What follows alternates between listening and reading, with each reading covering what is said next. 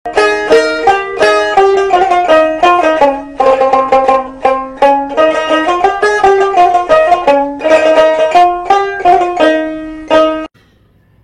প্রবাদ প্রচলিত রয়েছে বাংলাদেশে, তলে তলে টেম্পু চালাও, আমি চালাইলে হরতাল। হ্যাঁ, কথাটা কেন বললাম?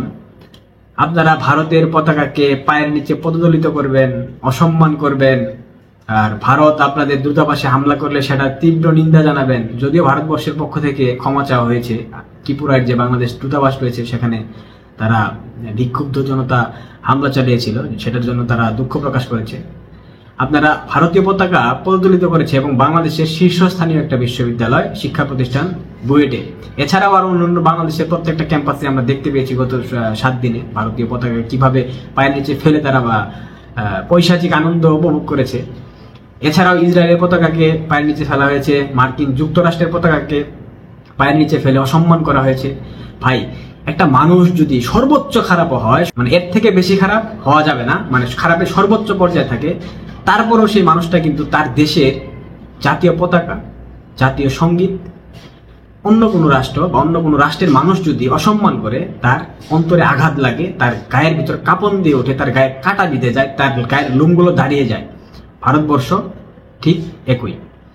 ভারতবর্ষকে আপনারা যত মন্দই বলেন না কেন, যত খারাপই বলেন না কেন, তাদের মধ্যে রাজনৈতিক বিভেদ থাকতে পারে, তাদের আভ্যন্তরীণ রাজনৈতিক কুন্দল থাকতে পারে, তাদের আভ্যন্তরীণ মতাদর্শের অমিল থাকতে পারে, তাদের ভিতরে মতানৈক্য নাই থাকতে পারে, কিন্তু দেশের স্বার্থে, দেশের স্বাধীনতার স্বার্থে, দেশের সার্বভৌমত্ব রক্ষার্থে ভারতীয় নাগরিক যারা রয়েছেন, হিন্দু, মুসলিম, বৌদ্ধ, খ্রিস্টান, একযোগে তারা ঐক্যমত পোষণ করে।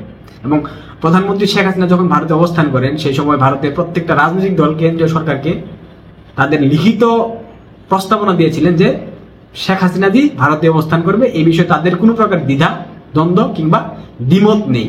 তো সেই জায়গা থেকে আপনাদের বোঝা উচিত, ভারতবর্ষের মানুষ তাদের দেশের স্বার্থে, তাদের দেশের স্বাধীনতা, সার্বভৌমত্ব, তাদের দেশের জাতীয় পতাকা, তাদের দেশের জাতীয় সঙ্গীতের স্বার্থে তারা এক থাকবে। তাদের মধ্যে কোনো প্রকার মতবিভেদ থাকবে বলে তারা কখনো বলেনি, তাদের কোনো আচরণে সেটা প্রকাশ পায়নি। আপনারা আবার কি শুরু করেছেন? ভারতবর্ষের জাতীয় সঙ্গীতকে আপনারা বিকৃত করছেন। এদেশের মৌলবাদী যারা রয়েছে, জঙ্গি তৎপর গোষ্ঠী যারা রয়েছে, সন্ত্রাসবাদী যারা রয়েছে, যারা এদেশকে ৭১-এর ভাবধারায় ফিরিয়ে নিতে চায়, যারা এদেশের স্বাধীনতাকে বিশ্বাস করে না, তারা মূলত এই ধরনের কর্মকাণ্ডের সাথে লিপ্ত বলে আমি মনে করি। সাধারণ মানুষ যারা প্রগতিশীল চিন্তার অধিকারী, যারা এদেশের স্বাধীনতা, সার্বভৌমত্বকে বিশ্বাস করে বাংলাদেশের, তারা কখনোই অন্য কোনো দেশের পতাকা কিংবা জাতীয় সঙ্গীতকে এভাবে অপমান করবে বলে আমার মনে হয় না। এই যে জাতীয় সঙ্গীতকে, ভারতের জাতীয় সঙ্গীত নিয়ে আপনারা একটা মস্করা করলেন, একটা বিকৃত করলেন, এটা কি কোনো সুস্থ স্বাভাবিক মস্তিষ্কের মানুষের পর্যায়ে পড়ে যারা এই কাজগুলোর সঙ্গে সম্পৃক্ত? নিশ্চয় পড়ে না। তো এর জন্য আপনাদেরকে চরম মূল্য দিতে হবে ভাই। আপনারা মানেন কি না মানেন, ভারতবর্ষ আপনাদের উপর কোনো প্রকার আক্রমণে যাবে না, তারা কোনো সামরিক আক্রমণ করবে না। কথায় কথায় ভারত বিরোধিতা করেন, ভারতবর্ষ আপনাদেরকে কখনোই আক্রমণ করবে না। ভারতবর্ষ আপনাদেরকে ইকোনমিক্যালি ডেস্ট্রয় করে দেবে।